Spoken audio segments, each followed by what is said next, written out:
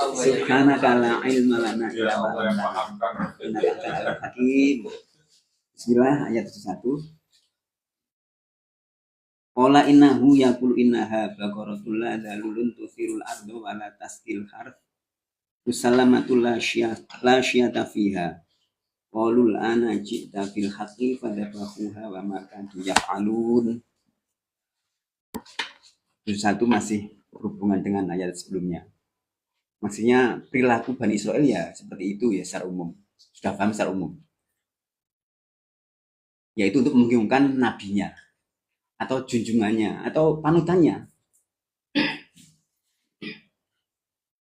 Kalau ayat ini misalnya As-Sa'di kan ada situ al-ana ji'ta bil haqqi kan itu di antaranya. Sekarang kamu telah datang dengan membawa kebenaran, telah menerangkan kebenaran. Justru kelihatan menurut As-Sa'di itu kebodohannya. Kenapa? Sejak awal itu sudah ada kebenaran, tapi mereka masih bulat saja. Dengan banyak bertanya yang untuk memperberat dirinya sendiri. Yang ujung-ujungnya kalau menurut itu Jalalain, As-Suyuti, ya mereka itu memang maunya menolak. Dengan berdalih macam-macam pertanyaan itu. Kenapa kok menolak? Karena takut terungkap rahasianya. Kalau sampai membunuh kemudian dipukulkan itu kan akan terungkap siapa yang membunuh kan itu. Orang yang bunuh itu ternyata untuk menyembunyikan kebohongan, ya. Menyembunyikan kejelekan dirinya di antaranya. Ini secara umum ya. Jadi kalau Musa berkata, sesungguhnya Allah berfirman, sesungguhnya ia sebetulnya itu yang tidak dipekerjakan untuk membajak tanah. Dan tidak pula untuk mengairi tanaman. Maksudnya ini kan tanaman maksudnya kan tanah untuk dipersiapkan untuk ditanami maksudnya. Persiapan untuk ditanam. Tanah yang disirami sebenarnya untuk menyiapkan tanaman yang baru di antaranya. Maka diperjelas selamat, tidak cacat, tidak belang padanya. Tadi disebutkan dengan mulus itu di antaranya, itu bahasa yang ringkas ya. Mulus akan yang didambakan banyak orang, yang menarik. Sebelumnya kan kuning pekat ya, yang tidak ada warna-warna lainnya. Yang dimanjakan, sehingga mahal. Keterangannya kan akhirnya ketemu pada salah seorang pemuda yang berbakti pada ibunya, kan itu. Yang memang dimanjakan, tidak dipekerjakan untuk apa-apa. Otomatis akhirnya harganya mahal. Termasuk di antara keterangannya, sepenuh dengan kulit sapi itu kan, emas kan itu. Makanya ujungnya kan hampir-hampir tidak mengerjakannya. Karena sulitnya. Yaitu kan, Allah itu mudah sekali, Allah itu sayang sebenarnya. Tapi kok dipersulit. Contohnya misalnya, mirip hadis yang lain misalnya. Allah itu sesuai dengan perasaan hambanya. Kalau kamu kerjakan, selesai sebenarnya. Berhubung kamu tanya gitu ya, terus diperberat itu. Hanya ayat sebelumnya untung ada insya Allah kan itu.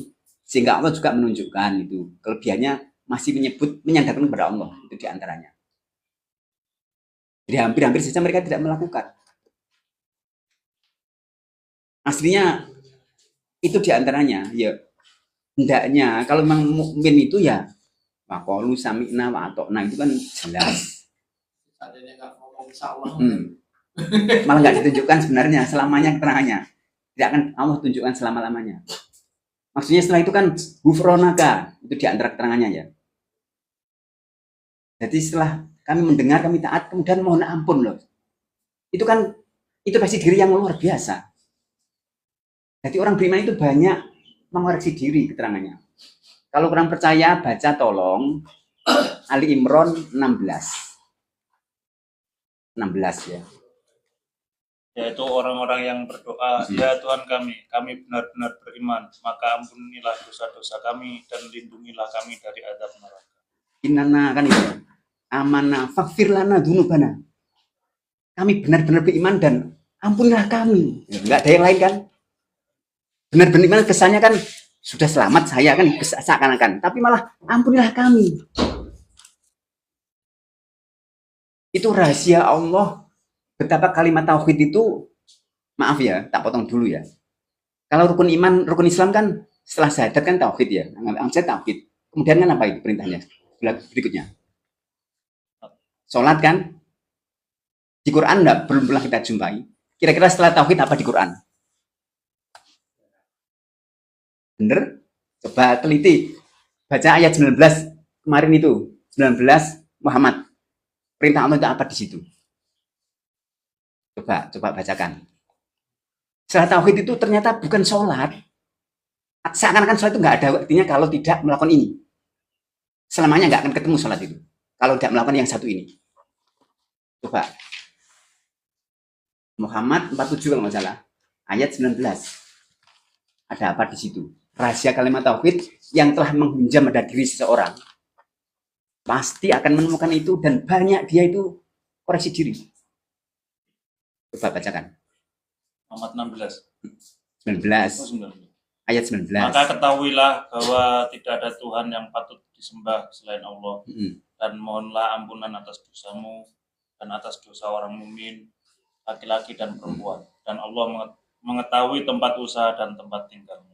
Jadi setelah bertauhid apa itu? Perintah Allah di situ. Kan mohon ampun. Padahal mohon di ayat yang lain, mohon ampun itu kan pembuka untuk bertobat. Ada yang jelas itu, baru tubuh gitu. Nggak akan bisa bertobat kecuali dengan istighfar. Istighfar itu kan berarti kan koreksi diri, sadar diri. Jadi orang yang beriman, benar-benar bertauhid itu menyadari betul tentang siapa dirinya dan siapa Tuhannya. Kalau itu kenal betul dengan al-alaq, yang tulus loh ya, bukan ucapan ya, bukan menjelaskan loh ya. Pasti akan banyak menangis.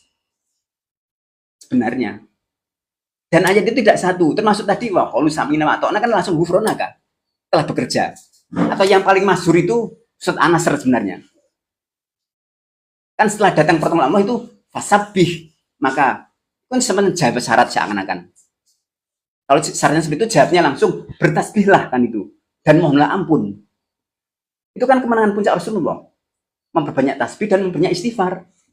Kemenangan itu bukan maaf, cenderung kan kita lupa kan.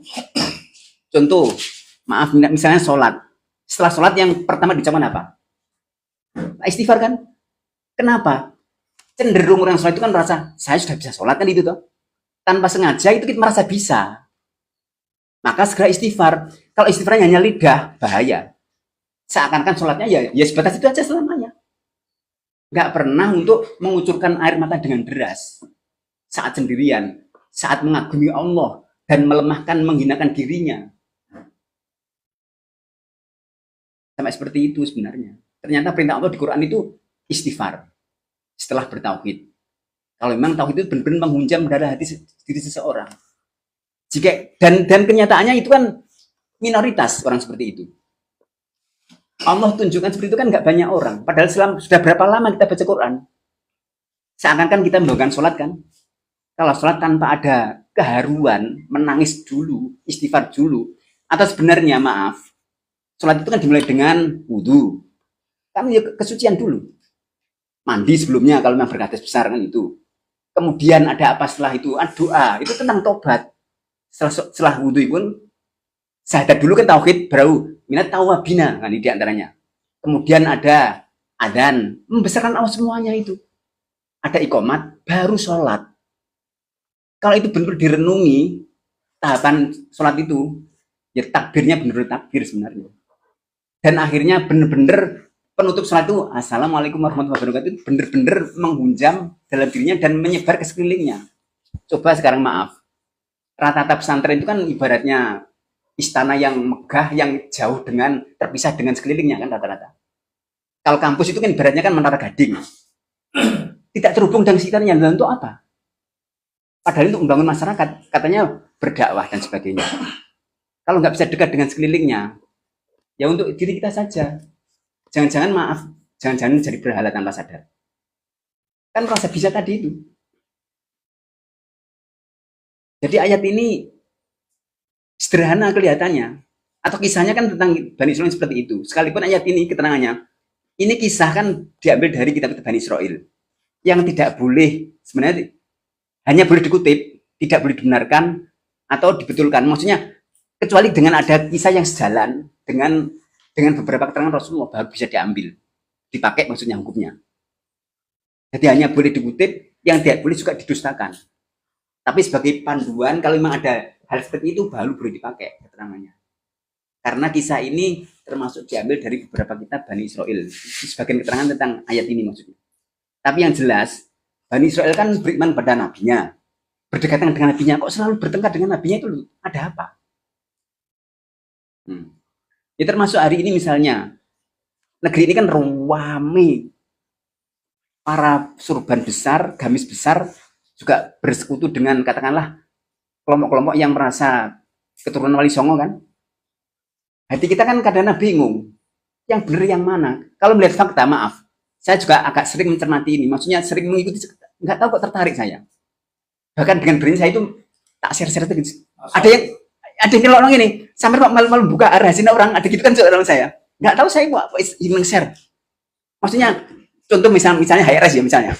Dulu kita semuanya kan mengagungkan, banyak sekarang bohongnya terus, betul, banyak bohongnya. Bohongnya apa? Akhirnya kan dituntut oleh misalnya di Jawa Barat. Minta maaf, dia minta maaf, karena dia itu keliru, entah sengaja pun enggak. Terakhir kan di Surabaya, salah juga. Belum di cross check lagi, kata itu kan sampai katanya ini turunnya, berarti salah, sejarah nggak gitu. Dan yang paling masyhur makam-makam yang palsu yang kosong itu banyak. Ya kan berarti kan makam kosong yang banyak yang palsu. Berarti kan kok gini maksudnya kok menipu kok bisa gitu loh. Sampai ada setahun itu berapa karung itu disorkan. Setelah beberapa bulan akhirnya yang menunggu kan meninggal, dibongkar ya kosong. Terus gimana itu? Berarti kan kebohongan itu tuh seperti apa? Makanya pahlawan-pahlawan kan banyak yang dibalami kan. Bin-binnya itu kan seakan jadi bin ini berarti kan nggak mungkin di Ponorogo itu bin orang-orang mereka kan gak kan? Iqbal Bonjol juga binnya ganti gitu. Banyak keluarganya yang proses kan orang Mataram. Kan tahu persis, gak mungkin itu bukan itu keluarga saya. Yang berkeras proses itu kan orang Mataram, orang Jogja maksudnya. Dan kebetulan saya kenapa saya juga terusik gitu loh. Sampai gini, waktu itu yang paling misalnya ketua Jetman ya, yang paling berani kan orang Wahabi kan. Sekarang yang ngiri-ngiri dikecap Wahabi. Saya gelisah gini akhirnya terjawab gini. Saat JE kan termasuk masuk ketua BPIP kan itu. Saya bertanya, kok bisanya kok diam? Presiden kayak gitu kok diam saja? Akhirnya saya terjawab sekarang. Terus saya bilang gini sekarang, maaf. Ya jelas dulu report lain kan koncone. Bukan. Habib Lutfi. Lah itu kan ketua BPIP termasuk orang BPIP. Termasuk kan tim BPIP itu juga pembina ideologi Pancasila kan. Kok diam saja kenapa? Terus saya sekarang gini, lah koncone podo wae berarti. Bukti ini kan perilakunya kayak gitu. Ini maksudnya terpaksa ini. Saya kadang-kadang nggak tapi ini loh contohnya diantaranya seperti itu. Selama ini kan selalu diagungkan. Baik Adrif Taliriah maupun termasuk ada pembelokan sejarah NU misalnya. Terus kira-kira gimana itu? Sejarahnya dibelokkan. Dan ditulis sebuah buku itu. Baru ditarik misalnya. Ya kelompoknya Habib itu tuh. Saya kan dibelokkan kayak gitu. Berarti kan mau betul-betul mau menguasai Indonesia aslinya. Makam-makam palsu diantaranya termasuk Palestina kan seperti itu. Tujuannya, loh ini saya memang luhur sini asli kan itu seakan-akan akhirnya. Kalau generasi muda tidak tahu ya bahaya. Mereka merasa sebagai pahlawan, sebagai pribumi dan sebagainya. Barangkali itu mungkin biar nggak melebar. Yang jelas orang beriman itu cirinya dianut seperti itu. Atau terakhir nanti baca saja di rumah. Ternyata dia bawahnya Ali Imran tadi itu orang berilmu beriman itu kok Imam bil Qisto, penegak kebenaran, keadilan itu aja. Jadi nggak suka tertarik dengan kebohongan, menegakkan keadilan itu aja. Barangkali cukup mungkin kurang maaf. Demikian. Assalamualaikum warahmatullahi wabarakatuh.